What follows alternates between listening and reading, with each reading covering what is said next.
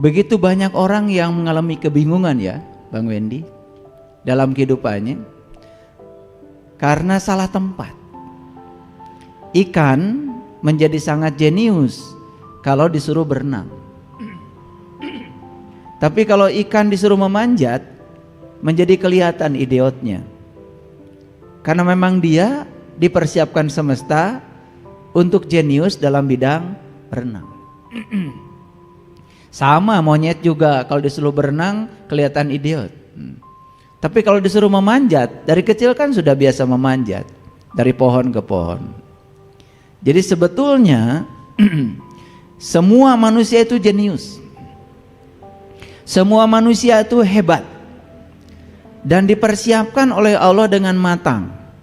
Kalau boleh menyitir satu ayat di Quran, Allah berfirman dalam Quran surat Al-Imran ayat yang ke-6. Dialah Allah sang arsitek agung, makanya disebut Al-Musyawwir, yang telah merencanakan semua ciptaannya itu dengan matang. Jadi saya perlu tekankan, tidak ada kelahiran yang kebetulan, siapapun itu. Semua kelahiran pasti dikehendaki oleh Dia. Kalau dikehendaki Dia, direncanakan Dia, harusnya semua kelahiran itu menakjubkan. Nah, mengapa tidak menakjubkan? Tentu bukan salah Dia. Tetapi kita tidak bisa membaca potensi diri yang ada dalam diri kita yang diberikan oleh Dia. Saya menyetir satu ayat lagi. Ini dalam Quran surat Yunus ayat yang ke-7 dan ke-8. Allah berfirman seperti ini. Sesungguhnya orang-orang yang tidak percaya bahwa dia akan berjumpa dengan aku. Jadi saya membaca bukunya Profesor Kazuo Murakami, ahli genetika terkemuka, paling hebat di dunia, orang Jepang. Beliau mengatakan, aku bertemu dengan Tuhan lewat DNA. Sama seperti Profesor Masaru Emoto, ahli fisika kristal. Ini keahliannya sama dengan keahlian saya di bidang fisika kristal, karena saya keahliannya bidang fisika kristalografi. Nah, beliau juga sama. Aku bertemu Tuhan lewat air. Itu kata-kata terakhir dari Profesor Masaru Emoto dalam buku The True Power of Water. Jadi kan sebetulnya para ilmuwan itu ternyata ujung perjalanannya adalah menemukan jati dirinya. Luar biasa bukan? Jadi berangkat dari semua itu, maka kita harus kenal data diri kita. Apa itu data? Data itu segala sesuatu yang sudah terjadi. Data tidak selalu akan sama dengan fakta.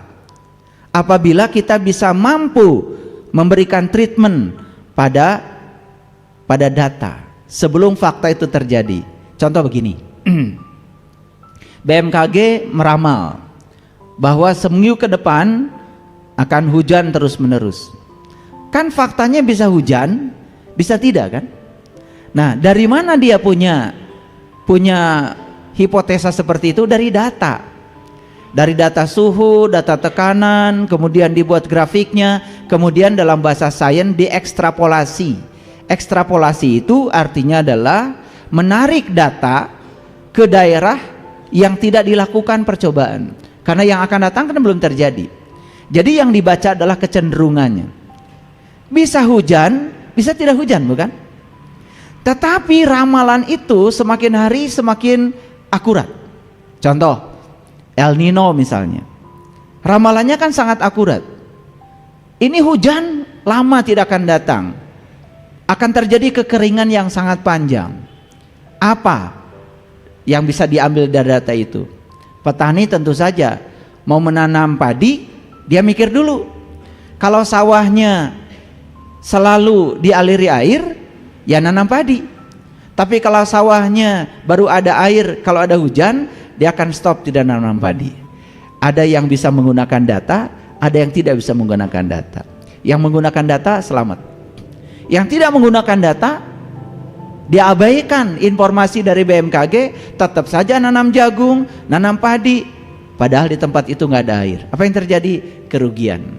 Kira-kira ilustrasi ini bisa dipahami?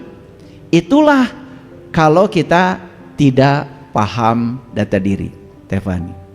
Nah, sekarang sekali lagi saya tekankan, kenapa judul ini data diri dan kompas kehidupan? Karena kalau kita tahu data diri, maka kita akan punya arah yang jelas dalam kehidupan. Nah, sekarang saya ingin mendengar tentu saja dari praktisi yang sangat luar biasa nih, Bang Wendy. Saya persilakan Bang Wendy. Setiap kita diciptakan sama Allah itu punya modal yang sangat luar biasa, yang konon katanya makhluk lain gak punya, maka kita disebut manusia apa? Makhluk yang apa itu? Akal, pikiran, hingga kesadaran bisa tumbuh. Tanpa itu kesadaran belum tentu juga, ya. Jadi kita nih pada saat kita dilahirkan pun punya yang namanya otak. Dan ternyata ini otak ini adalah pintu masuk. Bagaimana cara berpikir kita? Dari cara berpikir kita itu bisa kemana-mana. Jadi tahu cara berkomunikasi, jadi tahu cara untuk bagaimana kita belajar, jadi tahu cara kita untuk relaksasi. Tahu kalau lagi penat healing gitu ya. Gak usah jauh-jauh healingnya. Kalau tahu rahasianya di sini gampang kok. Misalnya nih, Tefani, gak usah jauh-jauh. Jadi di Terawang nih. Iya, jadi karena pola berpikir Tefani dari auranya lah ya, gampangnya gitu ya. Sebenarnya ada cara mendeteksinya.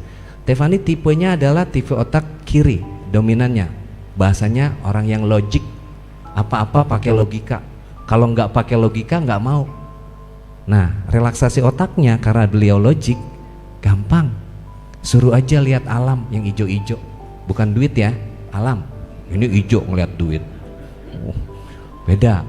Ada yang begitu ada, ntar lain lagi, itu otak yang bawah. Ya. Jadi lihat yang ijo-ijo, alam udah rilis stresnya. Terus atau satu lagi, dengerin musik aja. Jadi kalau punya istri yang tipe logik atau punya suami tipe logik, nggak usah jauh-jauh buang duit ke luar negeri ayah, ya. Suruh aja dengerin musik, lihat yang hijau, rilis, beres. Ada lagi otak yang lain yang di bawah, bahasanya nih kalau ibu-ibu pegang sebelah sini, ini otak limbik namanya ayah. Limbik kiri ada limbik kanan. Jadi kalau kita sudah bisa mendeteksi data melalui otak yang ciptakan Allah, berarti Allah punya modal buat kita kan. Nah ini yang harus kita sadari, kita pahami, dan kita cari tahu. Jangan diam aja, saya nih dominan otak yang mana sih? Dari Allah loh. Kalau pikiran bukan dari Allah, pikiran dari produk lingkungan kan, orang tua, keluarga, ya, sekolah, sehingga membuat pikiran masuk ke pikiran bawah sadar. Jadi masuk ke bawah sadar itu 90% yang masuk ke bawah sadar kita, itulah yang jadi kehidupan kita saat ini.